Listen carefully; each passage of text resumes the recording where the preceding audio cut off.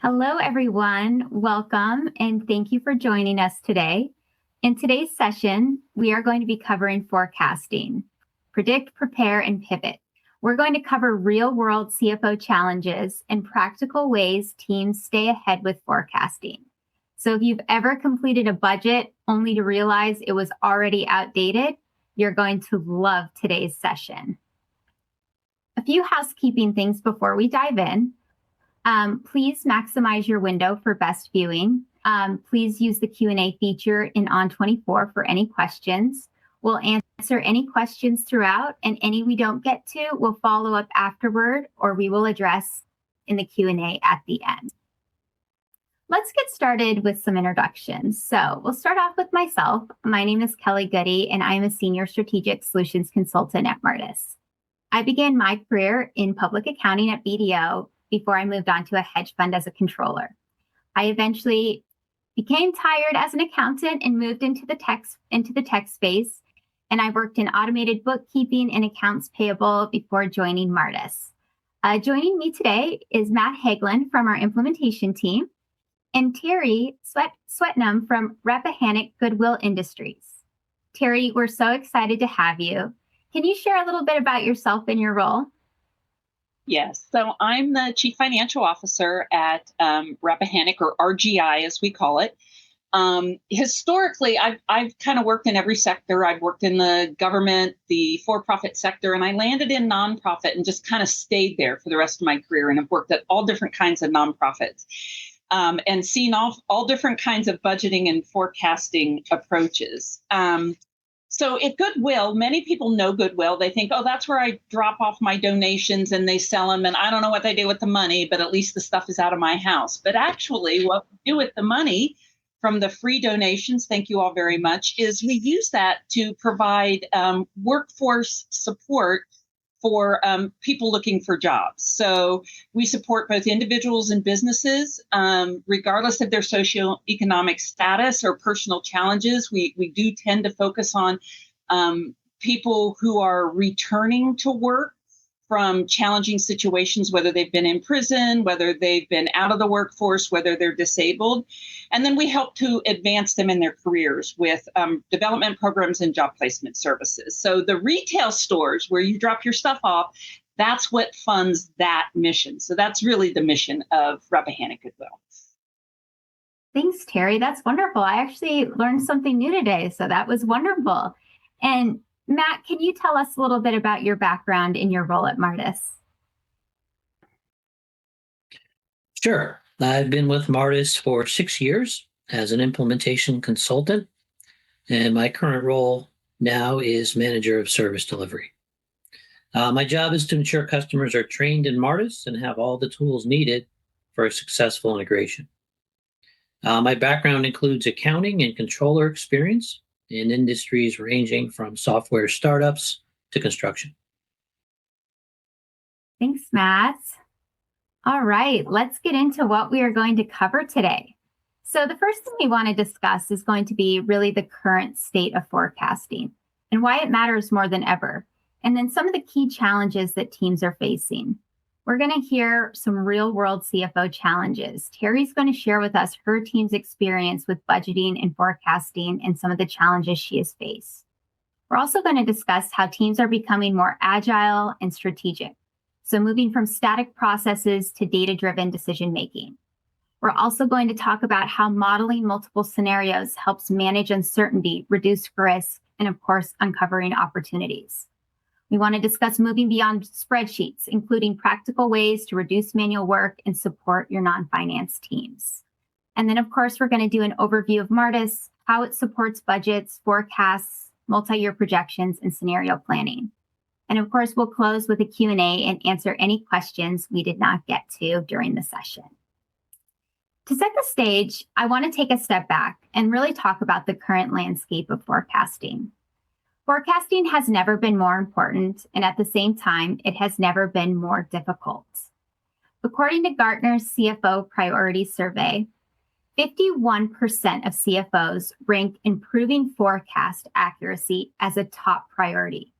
But at the same time, 92% are saying that forecasting is a challenge, And nearly half, they're saying it's a significant one.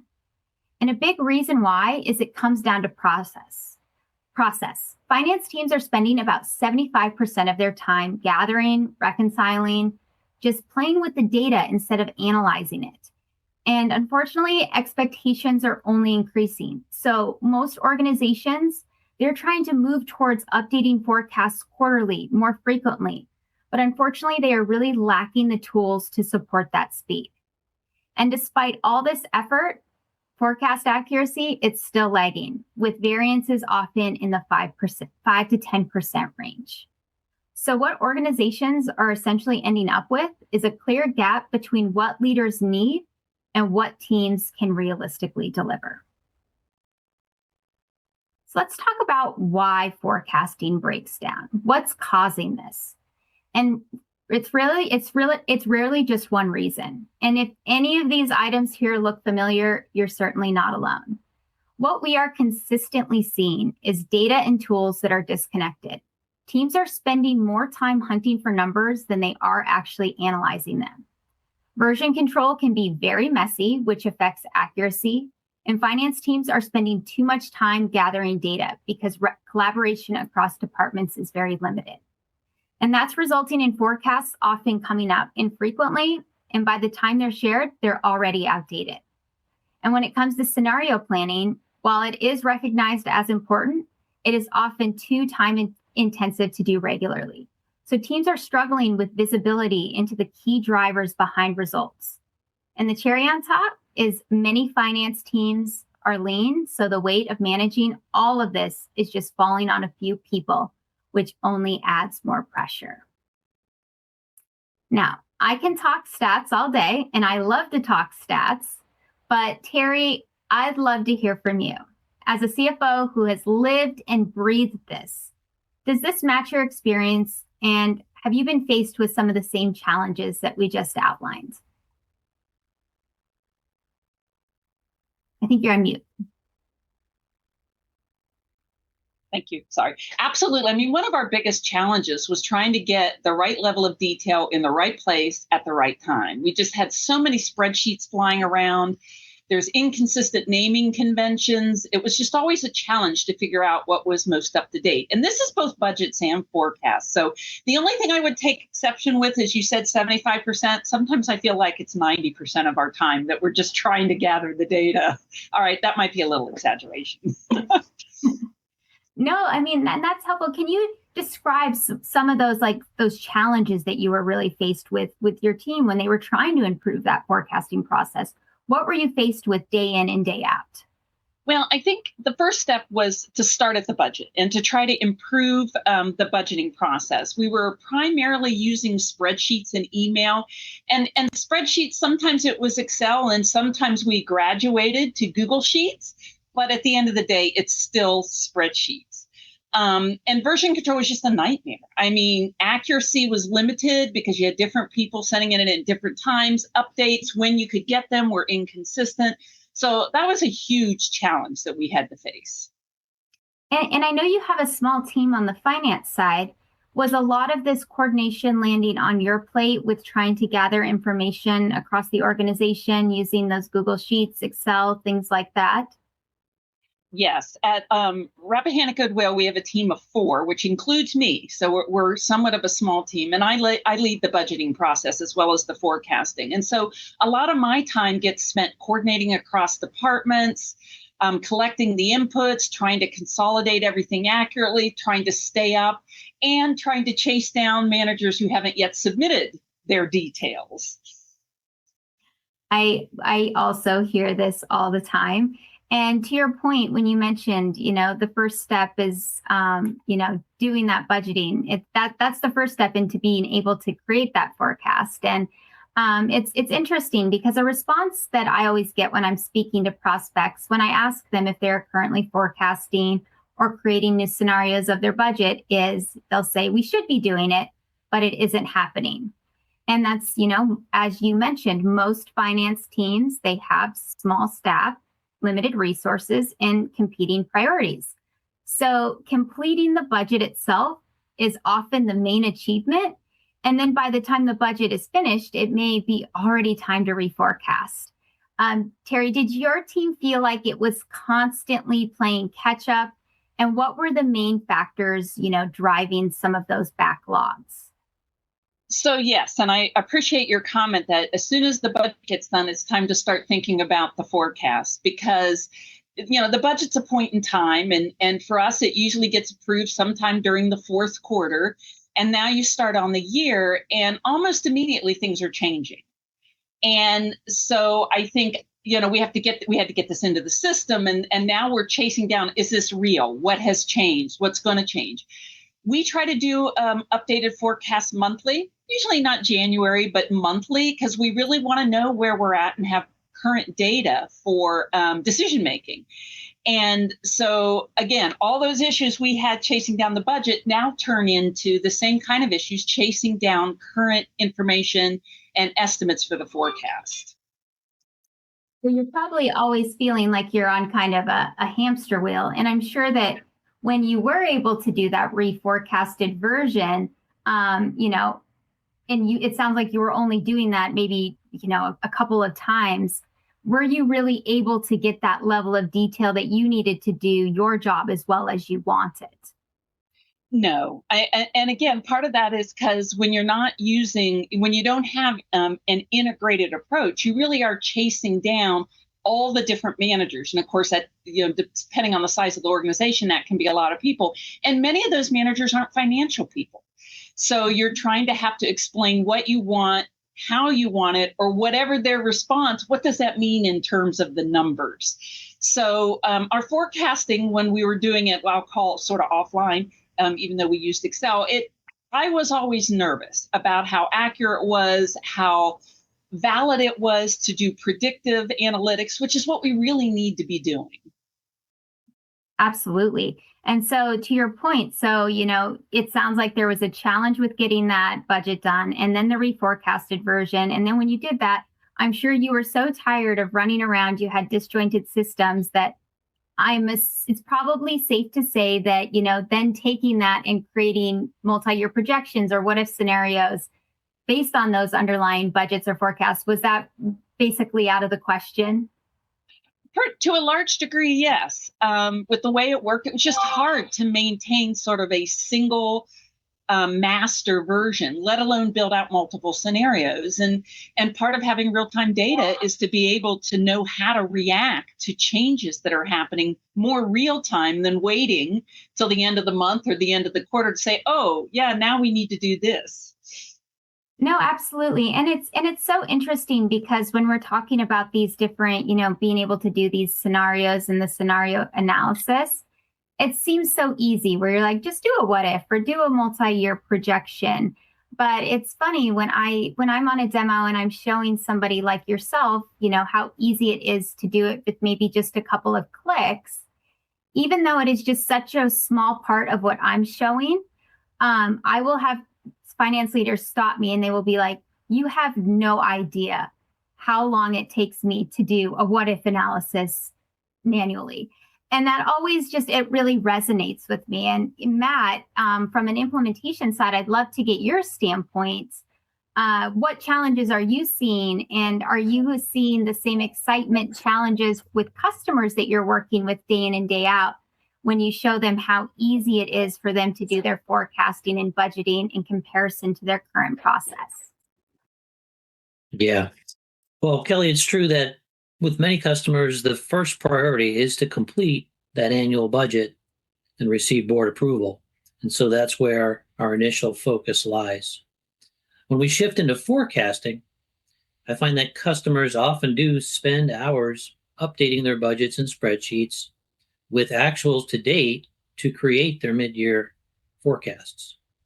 And then when I show them how easy it is to load actuals into a forecast in Martus, basically the click of a button, and then the tools available to help them update the remaining months of the year, they can't wait to get into Martus and use these tools. Another win is when customers see how easily a budget can be updated for several different scenarios, and then those outcomes compared all in one screen. And finally, we have the option to create a multi-year projection based on a budget as well. Thanks, Matt. I love getting your insights because you've been with Martus for so long and you are on the front lines talking to our customers like Terry day in and day out and, helping them and seeing what their challenges are. So I really love hearing your perspective on, really substantiating some of the forecasting challenges that are facing the office of the CFO. Now I'd like to kind of move into our next, and dare I say, hot topic. And that's how organizations can become more agile and strategic. And the question that I kind of want to leave with everybody is, are the days of setting and forgetting a budget over? Now, as a CFO, you are only as good as the data you have, and delays with that data, it makes it really hard to pivot quickly and make smarter decisions. And when I think about that, I like to relate it, to myself in my life when I'm thinking of the challenges that organizations are facing. And I kind of make a joke that I like to think of myself as the CFO of my personal budget. And thinking about when I made a budget when I was right out of college, you know your costs, rents, utilities, medical expenses. You might go to the doctor once a year. And, now as I've gotten older and my organization, my personal organization has enhanced. I have a mortgage, I have a car. Unexpected things are happening. My dryer is on its last legs. I'm in the Bay Area. I'm probably one more earthquake away from my foundation needing to be repaired. And so that remodeling project that I had planned for and budgeted for in January, that may not be realistic anymore. And the same is really true for organizations, big or small. Complexity grows. Things are unpredictable. And the ability to adjust forecasts, it's critical. You need to be able to pivot. Things happen. And so maybe in the past, like when we were saying, when I was in college and I was younger, forecasting was maybe occasional, not as often, but now it feels like it's a monthly necessity. And that's really what keeps things in control. So Terry, as a CFO, and, I'm currently not just the one of my personal budgets, do you think the days of setting a budget and forgetting it are behind us? And was there a moment or event that made you realize that it was time for your organization to start reforecasting more often and running different scenarios? Totally. Several years ago, and I won't tell you how many because that'll tell you how old I might be, but several years ago, I thought I was cutting edge because I would do a mid-year forecast. And I thought, this is good. I'm really making a contribution. But it doesn't take more than a couple years for you to realize that's insufficient. Because we would do a mid-year forecast, which took almost as much time as putting the original budget together. And then we get to the end of the year and find out, there were some things that, that helped with. But for the most part, it wasn't really, we couldn't use it. It wasn't really predictable. So that's when we felt like we really have to go to a monthly forecast. I mean, we have to know what's going on, because by the time you realize that mid-year forecast or just your budget, if you didn't do a forecast, is going to be a problem, it's almost too late to make any changes. You get to even third quarter, it becomes very difficult to make meaningful adjustments, whether it's a revenue adjustment or more likely in your control and expense adjustment. It's very difficult to do that because you can make it, but you just don't have that much time for it to carry out and reflect in that year's results. And so that was probably almost a tipping point or an event where you were like, what our current process is not working. Like we were talking about earlier, you were constantly playing catch up. And, now that you have enacted a solution, it's interesting. I recently read a Gartner statistic, and it said that, 70% of organizations plan to stop using spreadsheets as their primary budgeting and forecasting tool. So the good news is that, you're ahead of the curve. And my question to you is, since making a change, getting out of those spreadsheets, what time savings are you seeing? And now, are you able to forecast monthly and revisit your forecasts? I would say absolutely. I joked about it being closer to 80 or 90%, but I think it's well under 50% now. I mean, by having a system such as Martus where the budget goes in, and the nice thing is the actuals go in there. So I can see I don't have to wait till the end of the month to get a report. I can see in real time whether these budgets are making sense, whether we're on trend, whether we're not on trend. I can follow up. And even more importantly, other staff who aren't necessarily finance people can log on and see where they're at. So they can anticipate us knocking on their door to find out what's going on. You're off budget, you're on budget, you're doing great, whatever it is. So I would say it is an amazing time saver to be able to use a centralized integrated system. Oh, well, this gets me excited because it sounds like it's been life-changing for the team. The fact that you have easier collaboration, more accountability, which is something that I love. And I'm sure for you, you want to be able to make decisions faster so you can be more strategic and reactive rather than reactive. But Matt, I would love to hear from you from the implementation side. Again, you work with such a range of customers from small budgets to large organizations.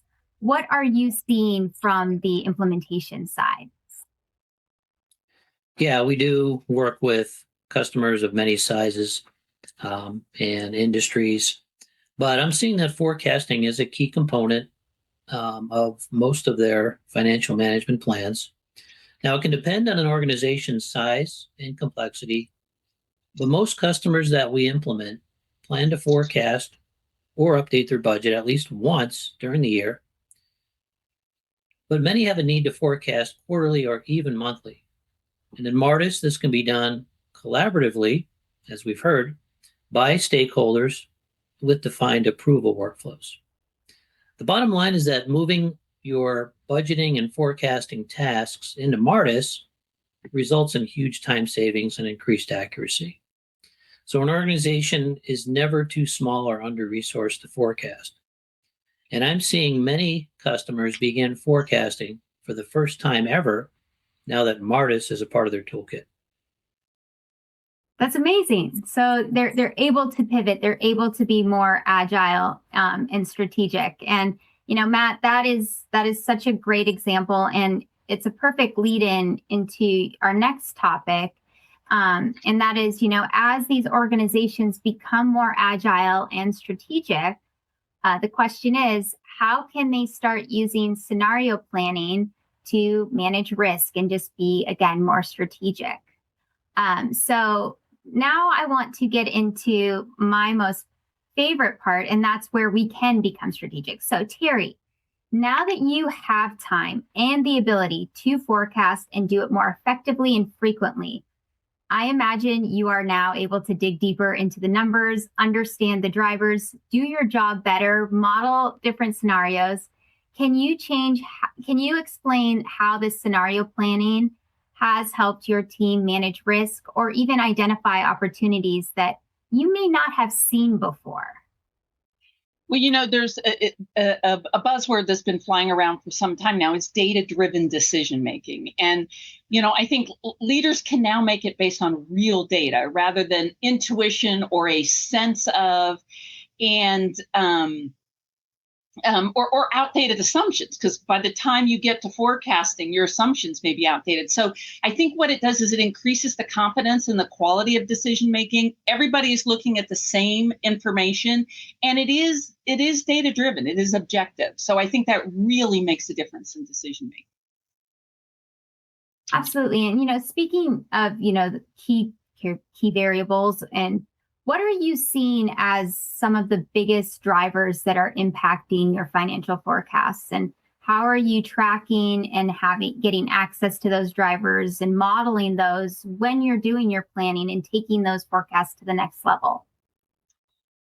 Well, scenario analysis is built into every major decision, and obviously different industries, it's at different levels, but we generally start with historical patterns and then adjust for current economic conditions, whether market characteristics, local factors.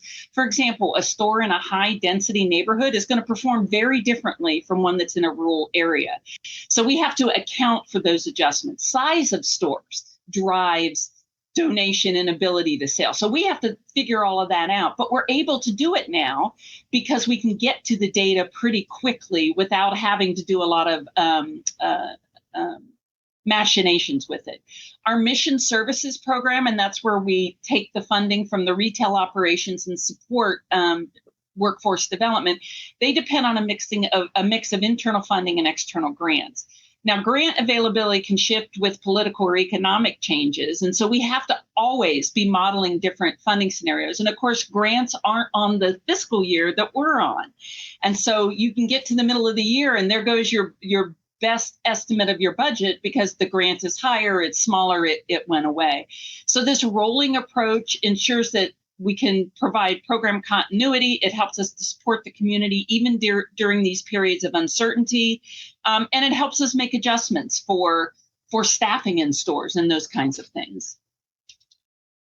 And so has this given you the ability to not only manage risk, but also uncover and, act on potential opportunities? Well, we talked about a time savings. And so one of the value of having a time savings is that we can quantify different outcomes.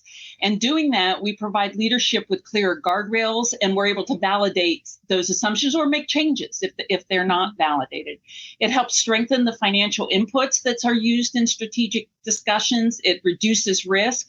And it highlights the opportunities for resource reallocation that we might not have seen otherwise because we're so busy gathering data instead of analyzing it and turning it into useful information.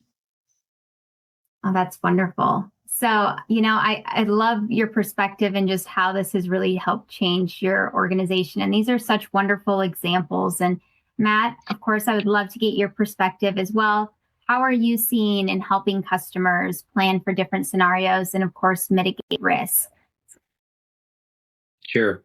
Well, Terry just gave us a few very good examples there, but I can kind of reiterate or give a couple quick examples of my own that I've seen in my customer interactions. For example, what happens if a particular grant is awarded during the year? Or what will it look like if a certain grant is not renewed? What are the effects of adding a new location or a new line of service next year? Can we afford a 3% cost of living increase for our employees next year? Or what can we plan to accomplish over the next 3 years if we're able to secure a bank loan? So those are just some quick examples that I've seen in my time implementing customers. Thanks, Matt and Terry, of course. Love hearing the real world examples, and I'm sure our audience does as well. It just really shows how scenario planning can turn forecasting from a routine task into a strategic advantage. And it's very clear that being able to model scenarios, quickly stress test assumptions, and quantifying outcomes, it just really makes such a difference when, trying to make decisions quick and, of course, managing risk. I'd like to move on now into our next discussion topic. And this is my other favorite topic, and that's moving beyond static spreadsheets. So at Martus, part of my role is helping organizations like Terry's find tools that make budgeting, forecasting, reporting easier. As an accountant myself and a former spreadsheet Excel user, I know how much we love spreadsheets and how intimidating it can be to leave the spreadsheet behind.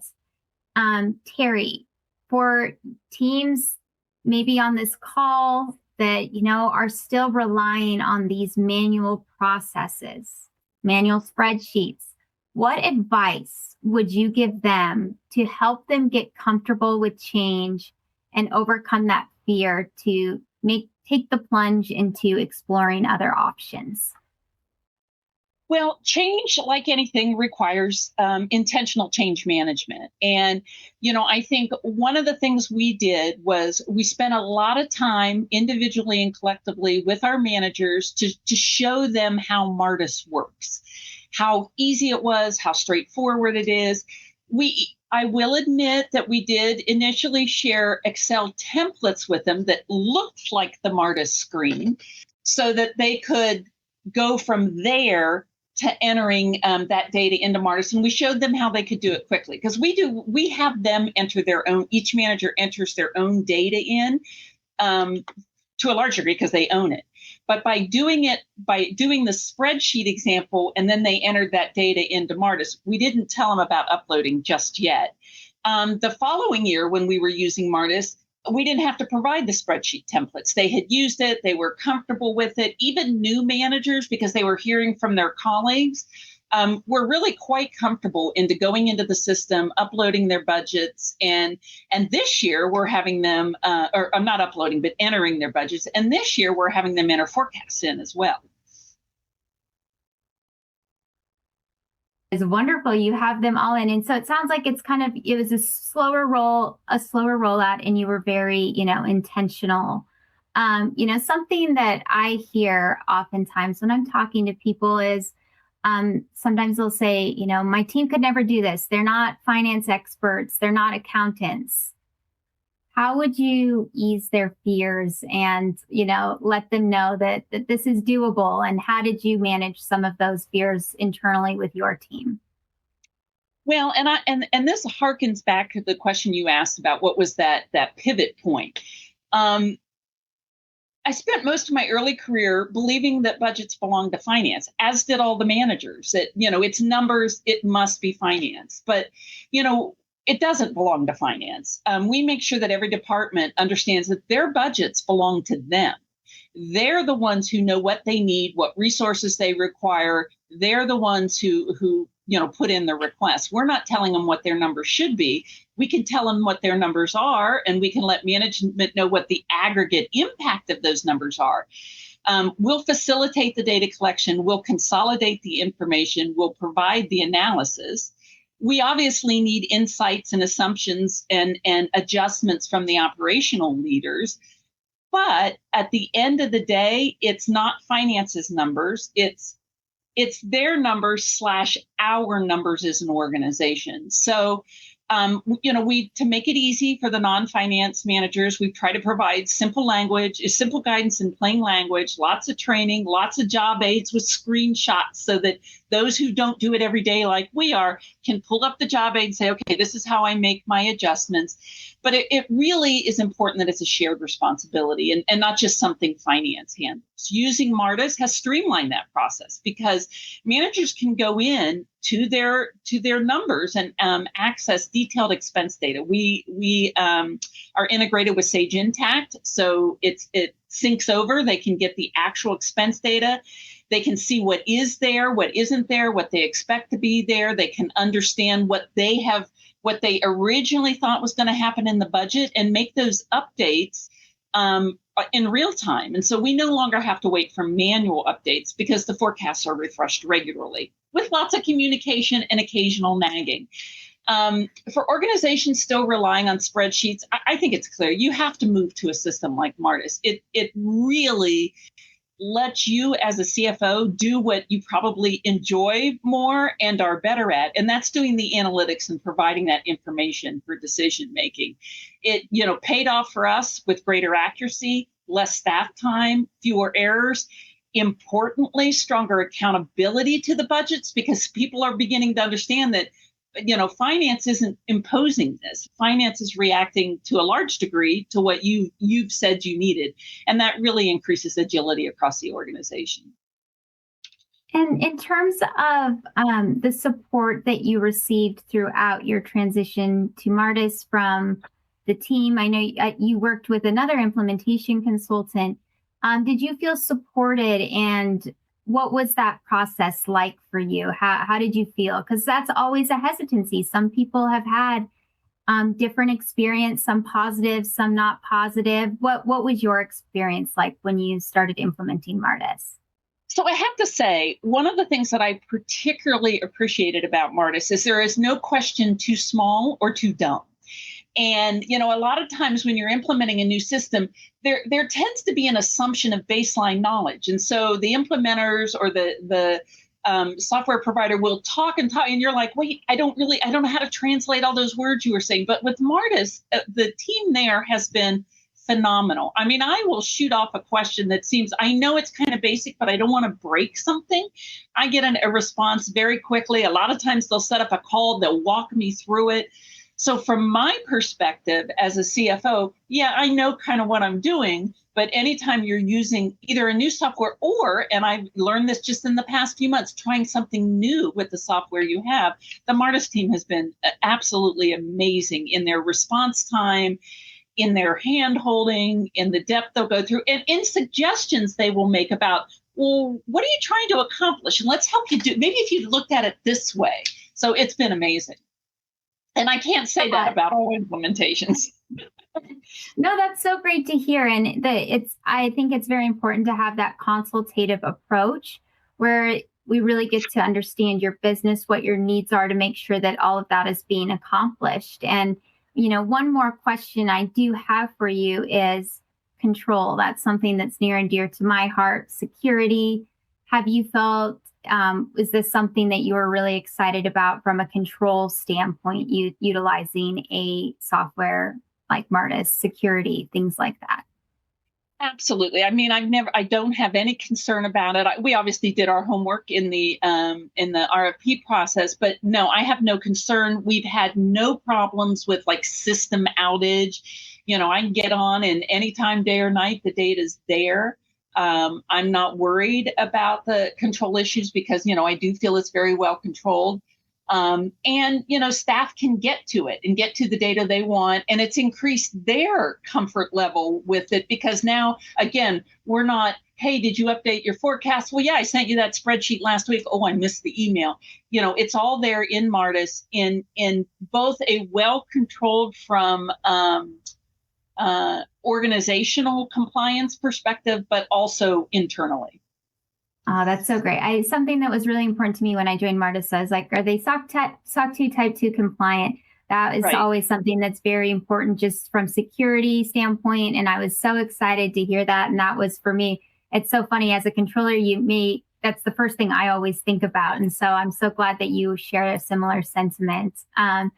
Matt, so just wanted to, of course, get your take, obviously, after you're doing the kickoff calls with the customers and you're helping them, are you finding that customers are really surprised at how quickly they can start to feel confident and see results during the implementation process? Yeah, well, it all does start with that kickoff call with the customer. And that's the time when we connect to their financial software, configure their Martus site for budgeting, and then sync in their historical transaction data and their current year budget if they have that available. And most customers are amazed that we can accomplish all that in that first hour. And then the excitement builds when we give them an overview of Martus with their budget worksheets and the suite of reports that's available to them right out of the box. I would say that their confidence in Martus and budgeting in general increases as we progress through their training sessions. That can vary based upon their subscription. But we complete these sessions in a matter of hours rather than, days or months. And we include Q&A sessions to ensure that questions get addressed. It's common for customers to tell us that Martus is very intuitive to them and easy to use. That is great to hear, Matt. And, it's whenever I'm talking with customers and they ask me what the implementation process looks like, and I say, after that first kickoff call, we're going to sync your data. It's going to be ready to use. People's eyes light up. It's pretty rare from what I've seen. And it's just, Martus is ready to go after that first call. And I'm so glad that your customers are sharing a similar excitement.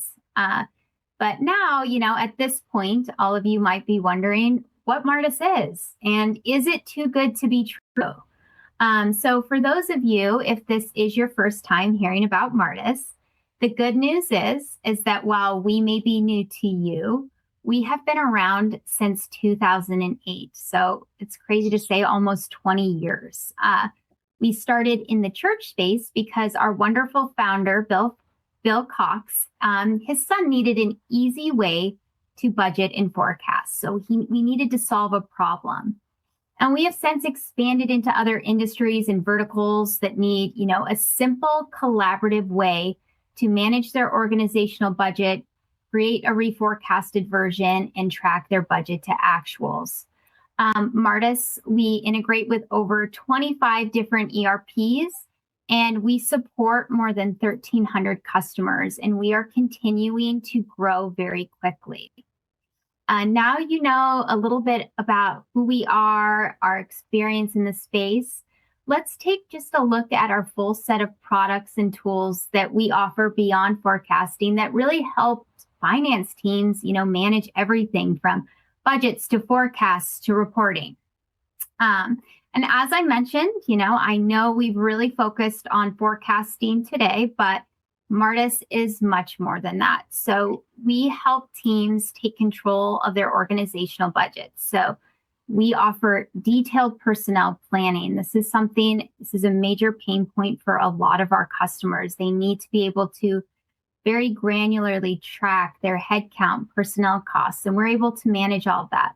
They need to be able to track their actuals to budget in real time. Accountability, as Terry was mentioning. We want everybody to collaborate on the budget and be able to have ownership over different areas of the budget.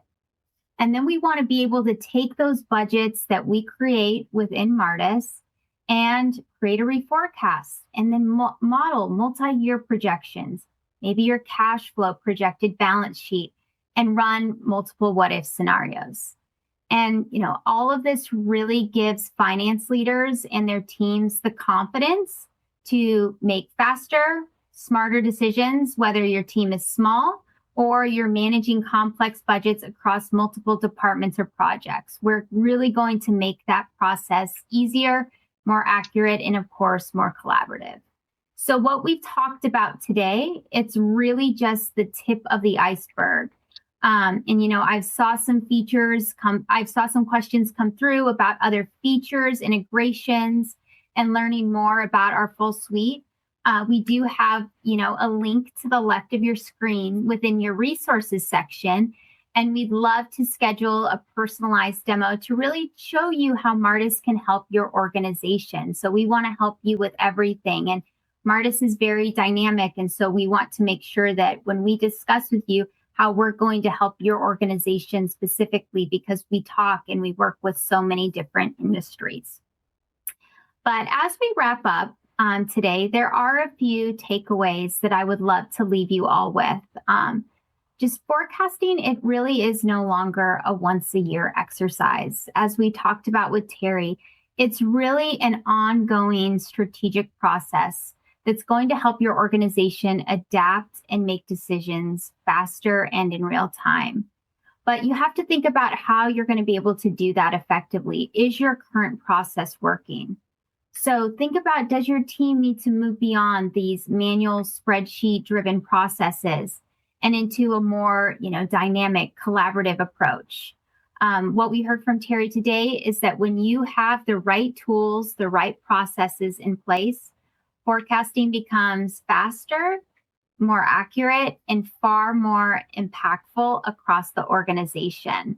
But so if you're currently feeling stuck in manual processes or just struggling to keep up with reforecasting and scenario planning, you are certainly not alone. We have somebody on that call that has been there, and there is certainly a better way to approach it.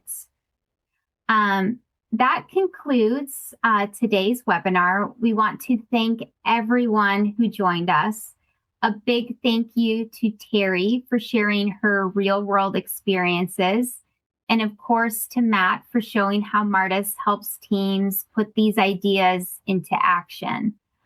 We'd love to hear from you. I know there's been some questions coming through the Q&A, and we've been answering some of them. But are there any other questions that we can address, Matt? Any that we need to touch on? There are a couple in the inbox right here. One is, does Martus integrate with QuickBooks Online? The answer is yes. We can connect to QuickBooks Online and we can sync your actuals in. So when you create the budget there, you have budget versus actual reporting right there in Martus. See how many nonprofit customers are using Martus.